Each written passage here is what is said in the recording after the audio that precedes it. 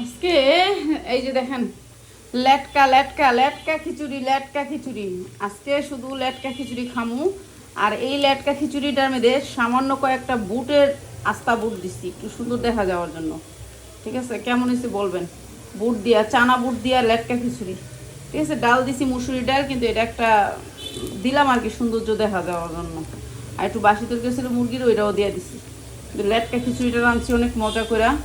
আর এখানে জানি না কতটুকু মজা হবে, রসুন আর শুকনা মরিচ দিয়ে বাগার দিতেছি। ঠিক আছে, রসুন আর শুকনা মরিচ। আর এই লেটকা খিচুড়ি খামো হলো, এই লেটকা খিচুড়ি খামো হলো গা। এখানে আছে গরু মাংস ভাজা, হ্যাঁ গরু মাংস ভাজা। আর এখানে আছে মুরগির তরকারি।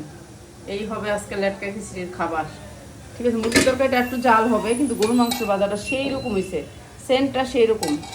তো যারা যারা খাইতে চান চলে আসেন, যারা লেটকা খিচুড়ি পছন্দ করেন। আজকে লেটকা, সবাই লেটকা খিচুড়ি খাইবে বাসার।